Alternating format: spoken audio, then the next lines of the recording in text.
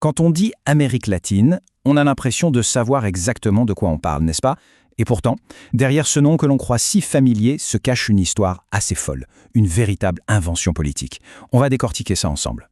Alors commençons par le tout début. La question la plus simple, en apparence. Ça vient d'où, au juste, l'Amérique latine? Eh bien la réponse est pour le moins surprenante, parce qu'elle ne se trouve pas du tout en Amérique, non. L'histoire de ce nom est bien plus complexe, et pour la comprendre, il faut traverser l'Atlantique et remonter le temps.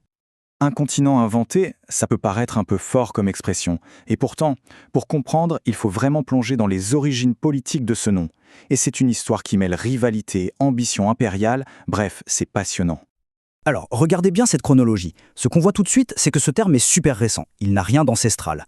Tout démarre dans les années 1860. C'est Napoléon III, oui, l'empereur français, qui sort ce terme de son chapeau. Pourquoi? Eh bien, c'est purement stratégique. Il veut créer une sorte de bloc, une sphère d'influence latine et catholique, pour faire contrepoids à la puissance qui monte, les États-Unis, vus comme protestants et anglo-saxons. Le plus drôle, c'est qu'à l'époque, même les géographes français n'en veulent pas, de son Amérique latine. Il faudra attendre la fin de la Seconde Guerre mondiale, et c'est là l'ironie, que les États-Unis eux-mêmes popularisent le terme pour qu'il s'impose vraiment partout dans le monde. Bon, le nom est une invention, d'accord. Mais le territoire, lui, il est bien là. Et quel territoire! C'est une terre d'une diversité absolument incroyable. Alors oublions un peu le cliché de la plage tropicale et partons à la découverte de cette terre des extrêmes. Plus de 20 millions de kilomètres carrés. C'est juste gigantesque. C'est une échelle qui donne le vertige en fait. Imaginez un peu, ça va de la frontière du Mexique jusqu'à la pointe la plus au sud, la Terre de Feu. Et entre les deux, on trouve une mosaïque de climats, de paysages, tous plus spectaculaires les uns que les autres. Et attention, il ne faut pas voir ça comme un seul bloc uniforme. Pas du tout. En réalité, on a deux mondes bien distincts. D'un côté, il y a l'Amérique centrale, cet isthme volcanique qui sert de pont entre les continents. Et de l'autre, le géant, le massif continental de l'Amérique du Sud. D'ailleurs, un détail intéressant, dans cet ensemble qui est massivement tourné vers la mer, il n'y a que deux pays qui n'ont aucun accès à l'océan, la Bolivie et le Paraguay. Et cette diversité, c'est vraiment une des clés pour tout comprendre. On passe des sommets vertigineux des Andes à l'épaisseur de la jungle amazonienne, à des déserts arides. Chaque écosystème pose ses propres défis, mais offre aussi des opportunités uniques. Et bien sûr, il y a les richesses, des ressources naturelles en abondance. C'est ça qui, depuis des siècles, a attiré toutes les convoitises et qui a vraiment façonné toute l'histoire coloniale. Justement, avant cette histoire coloniale, il y avait autre chose. Cette terre n'était pas vide, loin de là. Elle abritait des civilisations absolument extraordinaires. Et pour vraiment saisir le choc de la conquête, il faut d'abord faire un saut dans le passé, à la rencontre de ces empires qui ont été perdus. Alors on peut schématiser en disant qu'il y avait deux immenses pôles de civilisation. D'un côté, en Mésoamérique, on a le fameux empire aztèque avec sa capitale qui faisait rêver, Tenochtitlan. Et de l'autre, dans les Andes, l'incroyable empire Inca, un état super bien structuré. Mais attention, il ne faut surtout pas oublier toutes les autres sociétés qui vivaient et prospéraient un peu partout ailleurs, que ce soit en Amazonie ou dans le cône sud. Et c'est là qu'on arrive à la grande question. Comment est-ce possible que des empires aussi puissants, aussi vastes, se soient effondrés aussi vite? On parle d'à peine 10 ans entre la chute de Tenochtitlan en 1521 et celle de l'Empire Inca en 1532. C'est un des retournements de situation les plus foudroyants de toute l'histoire.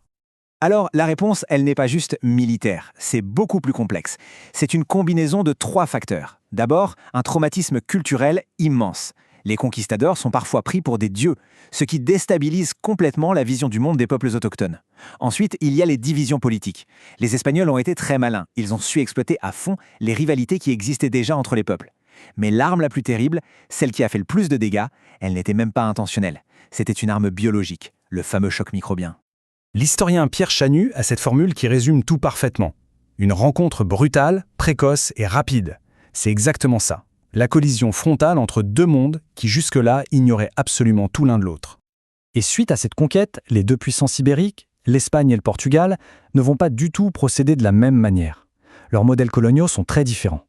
D'un côté, l'Espagne va se concentrer sur la conquête des grands empires de l'intérieur, là où il y a beaucoup de monde, pour exploiter les mines, comme le célèbre argent de Potosi.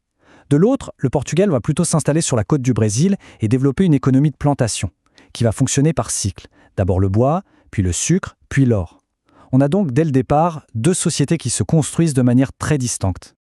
Et les conséquences de cette conquête ne sont pas que géopolitiques, elles sont avant tout humaines. C'est un bouleversement démographique absolument sans précédent qui va donner naissance à une toute nouvelle mosaïque de peuples. Ce chiffre est presque impossible à concevoir. Dans certaines zones, la population amérindienne a été divisée par 15 en l'espace de quelques décennies. C'est une catastrophe démographique totale. La cause principale, c'est ce choc microbien. Des millions et des millions de gens sont morts à cause de maladies venues d'Europe, comme la variole ou la rougeole. Leur système immunitaire n'avait absolument aucune défense. Et donc, pour remplacer cette main-d'œuvre qui a disparu, que s'est-il passé? Des millions d'Africains ont été arrachés à leurs terres et réduits en esclavage. C'est de cette rencontre tragique, il faut le dire, entre les survivants des peuples autochtones, les colons européens et les Africains déportés, qu'est né quelque chose d'unique, le métissage. C'est ce mélange culturel et humain qui définit encore aujourd'hui l'identité de très nombreux pays de la région. Et tout ce passé, si complexe, si lourd, il ne reste pas dans les livres d'histoire. Il pèse encore énormément sur le présent. Pour comprendre les enjeux d'aujourd'hui, il faut vraiment s'aventurer dans ce que l'on pourrait appeler le labyrinthe moderne de l'Amérique latine. Premier fait marquant de l'époque moderne, 80%. C'est le pourcentage de la population qui vit en ville. C'est énorme. C'est une caractéristique vraiment majeure qui distingue la région de beaucoup d'autres zones du sud. Cette urbanisation massive, ça a créé des mégapoles complètement dingues comme Mexico, São Paulo ou Buenos Aires. Mais cette modernité, cette urbanisation cache une réalité beaucoup plus sombre. L'Amérique latine reste encore aujourd'hui le continent le plus inégalitaire de la planète. Les écarts de richesse sont abyssaux. Et ça se voit, ça se ressent dans les villes, où des quartiers d'affaires ultramodernes côtoient, parfois mur à mur, d'immenses bidonvilles. Et les défis actuels, ils sont tous liés les uns aux autres. C'est un vrai sac de nœuds. On a d'abord une économie qui reste très dépendante de l'exportation de matières premières, ce qui la rend super vulnérable aux crises mondiales. Cette fragilité économique, ajoutée aux inégalités profondes, ça nourrit une violence qui est devenue endémique, souvent liée au pouvoir des cartels de la drogue. Et au milieu de tout ça, la région doit constamment gérer une relation compliquée avec le grand voisin américain, tout en essayant, avec difficulté, de faire avancer des projets d'intégration régionale qui se heurtent souvent aux intérêts de chaque nation.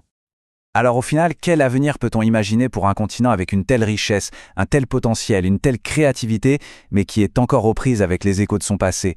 C'est un lieu pétri de contradictions, c'est certain, mais c'est aussi un lieu d'une vitalité, d'une énergie extraordinaire. Et ça, c'est une certitude. Il n'a pas fini de nous surprendre.